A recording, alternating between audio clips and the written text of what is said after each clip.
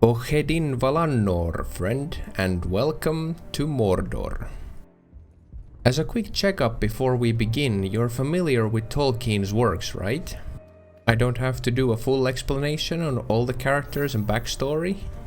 If you're not sure, then go ahead and watch the extended versions of the Lord of the Rings movies and preferably also read all the books too. I'll wait. Now, we'll be fine without all that. This game can be played without previous knowledge about Middle-earth as well. This game continues the story from this game's predecessor about a ranger named Talion whose family was brutally murdered as part of a ritual.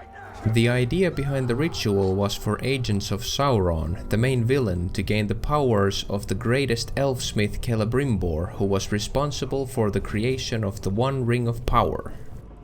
If you survive that plot overload, the important part is that the ritual went wrong for the evildoers who attempted it, and Celebrimbor's spirit ended up joined together with Talion's, thus combining both their powers together.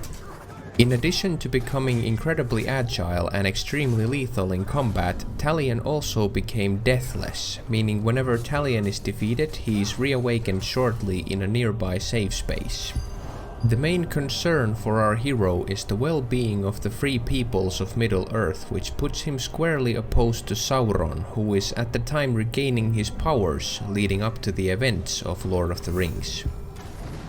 I wanted to go through that particular part of the backstory because some of the action you'll be witnessing on screen is going to look overpowered as heck. Which brings us smoothly to the two main reasons why this game has ended up among the top 100 games across time and space. Those are gameplay and atmosphere. On my first playthrough years ago, I wasn't expecting this to get as addicting as it did, but after learning the controls and starting to be capable of more creative and elaborate tricks, it really stuck with me. This was the third time I've fully completed this game.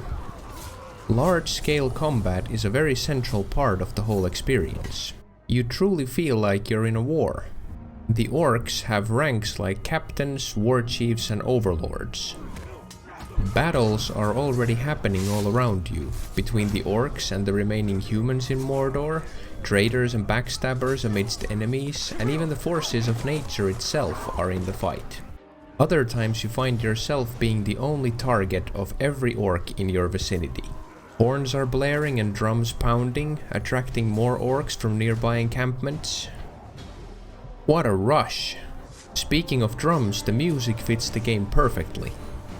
It's thematically designed to represent the different areas of Mordor, as well as the different tribes or types of orcs, who have their own themes, such as Masters of Beasts and Seers of Shadows. The game manages to create this fantastic balance between your character being overpowered but still being presented with challenges which force you to constantly be on your toes.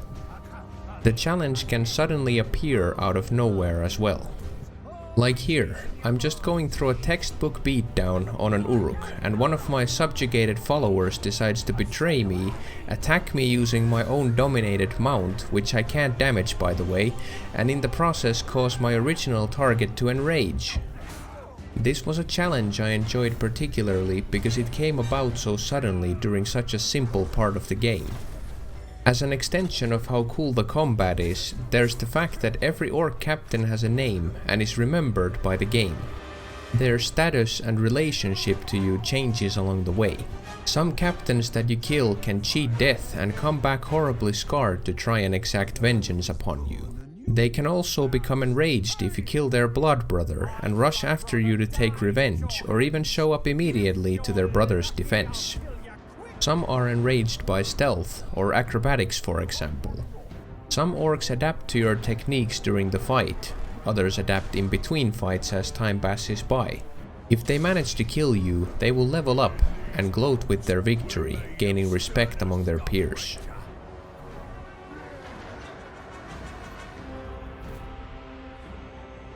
You even get the ability to break their minds, reducing their level and shaming them. Later in the game, this can lead to the captains becoming dangerous raving lunatics by accident, greatly enhancing their powers.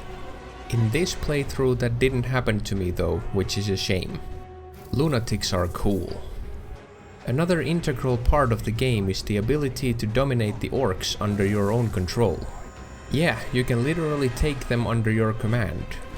If you dominate captains or war chiefs to your army, you can even customize them to your liking and increase their powers.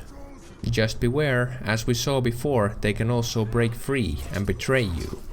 There goes your hard-earned money, and now there's even the extra challenge of having to survive an attack by this orc you just buffed up to be a total beefcake.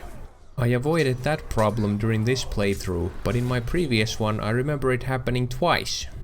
You've probably noticed it in the background, but the moves you can pull off in this game are really high-flying and action-packed. I mean, check out this talent tree. All of these markers represent abilities and their customizations. The array of controls is pretty huge. Even after all these hours played, I still feel lost with the controls sometimes. There's just so many buttons for attacks, stealth moves, stances, parries, dodges, reactions, movement, archery, knife throwing, mounts, and various other abilities. It's a beautiful design.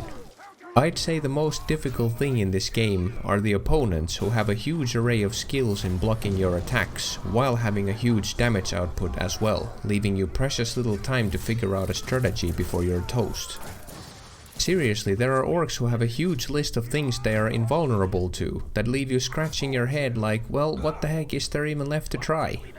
Ultimately, you figure out something obscure, like dropping a wasp's nest on their head, which they just happen to be terrified of. Every captain has to have at least one weakness, but the trick is, sometimes you are facing against 5.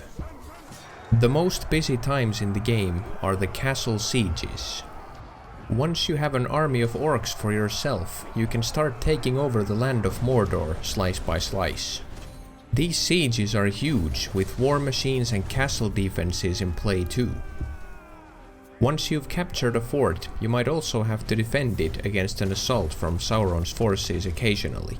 It would take a whole lot of time still to go over in detail everything there is to the amazing gameplay, like the different beasts you can mount, but I have to briefly mention that the plot is intriguing as well, with very memorable characters. For this reason, I'd recommend starting with this game's predecessor. Most of the characters and plot will make much more sense if you know how we got this far in the story. It would be a great disservice to go into spoilers territory, but I can say that this game makes you think about the things in Lord of the Rings plot more deeply, and perhaps even understand the characters better. There's also a chance for some online competition. It's a bit too time consuming for me to get into it heavily, but you could start competing against other people's armies online. Who has the best forces and the most fearsome commanders? Whose castle defenses are the most difficult to crack? From what I've understood, the competition is still going strong, and a part of me would like to get into all of that. I'd probably get ground to a fine dust by the more experienced and powered up players and their mighty urks. Not enough hours in a day, and I did already enjoy finishing the epic story mode experience. Sauron, consider this a warning, we are not done yet. You can expect my return another day.